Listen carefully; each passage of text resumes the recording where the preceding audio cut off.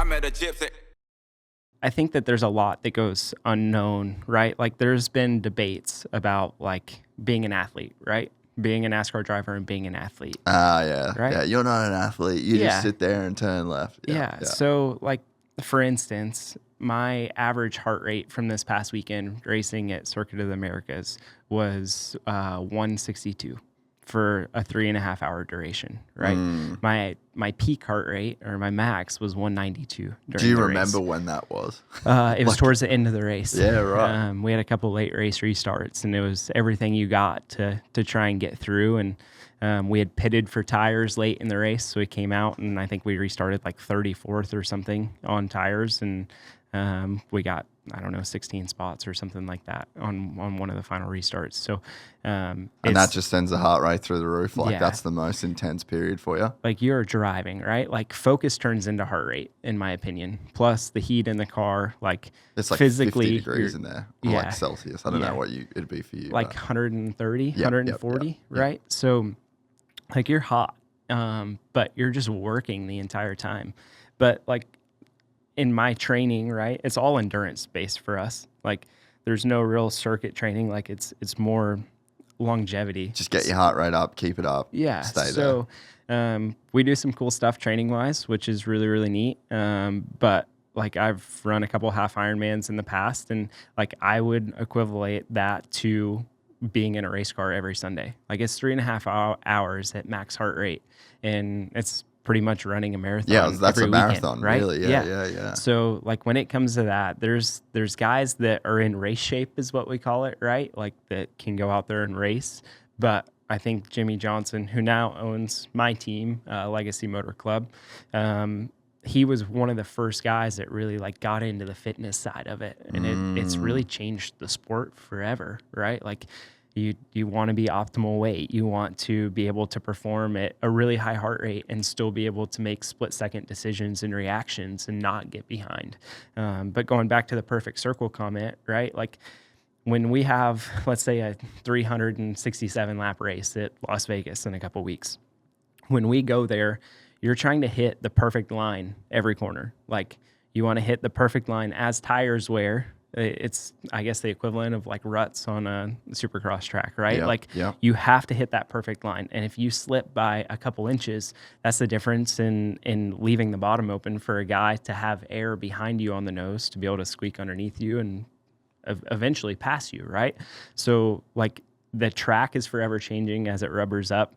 The wind changes things a lot as well, but being able to like adapt in those situations and move around, it's constant focus for that time period. Like at the end of races, normally, like once you kind of get on the airplane to head home and you're sitting there, it's your mental side is definitely worn out for sure.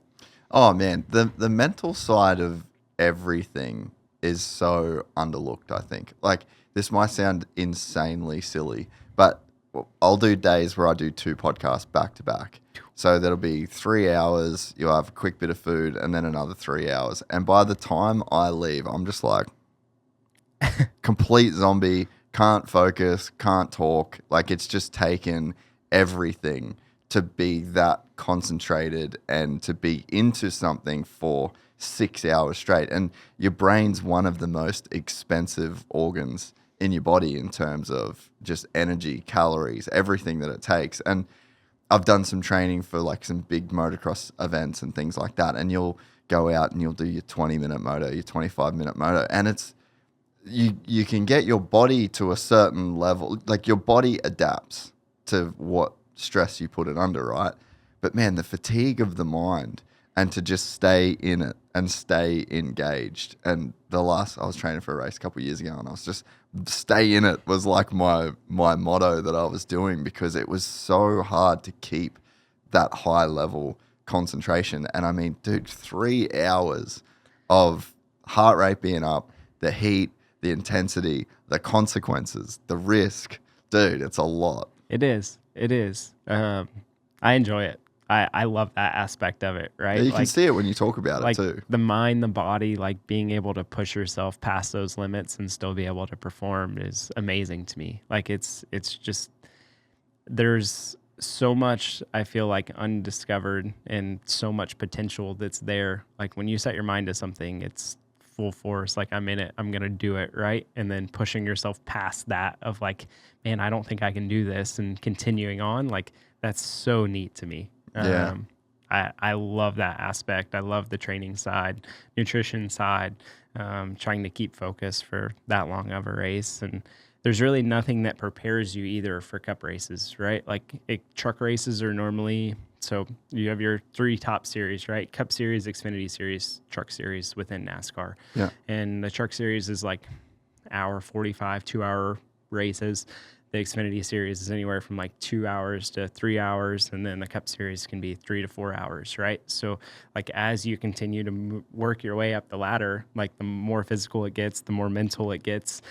Plus, you're racing now 39 of the best guys in the Cup Series every single weekend. Yeah, and the having to spear just gets perform. pointier. It does. Like Yeah. like the steps and the jumps as you continue up the ladder are just insane. Yeah, Cool. yeah. Oh, I can't even imagine. So before I do want to talk a lot about that because I know Yeah. you're super into it. But to stay on the YouTube stuff and to finish that, like, so you didn't expect it to do what it did, but now that it has, like, how do you, like, what's your thoughts around it? And, you know, like, where do you think it can go? What's some of the, you know, I'm sure you've got a lot of ideas because in the same way that you can work on your body and your mind and prepare, like, this is a whole nother world to dive into. And there's a lot of juice to squeeze from that world. Yeah. I think for me, now that we're at the point that we're at, I just want to continue to grow. Like I want to continue to do the things that we know that work, continue the behind the scenes content, being able to show daily life and really what goes into that. I think there's some really cool content ideas that we're working on right now that are going to come out later this year as far as some other long form stuff Sick. working on within the team side and Legacy Motor Club.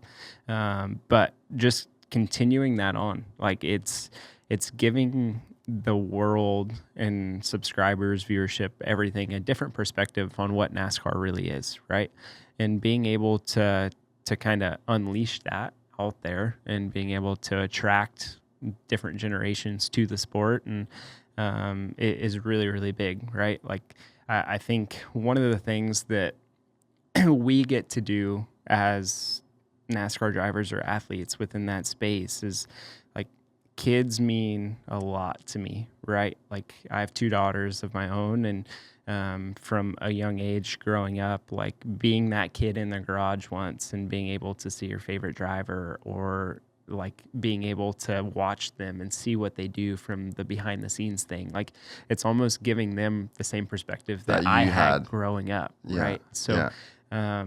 it's just a complete different perspective from everything that is normally out there. But I think as we continue to grow our channel, it's continuing to try and come up with cooler ideas, more content, different things that we feel like can really show the community and the world kind of what NASCAR is all about, right? And then I think for myself, continuing to build my brand on that side of things and really showcase who I am as a person on the racetrack as well as away from the racetrack. If you enjoyed this content, please like and subscribe. And to listen to the full 3-hour podcast, search Gypsy Tales in your favorite podcast platform or click the link in the description below. Gypsy Gang.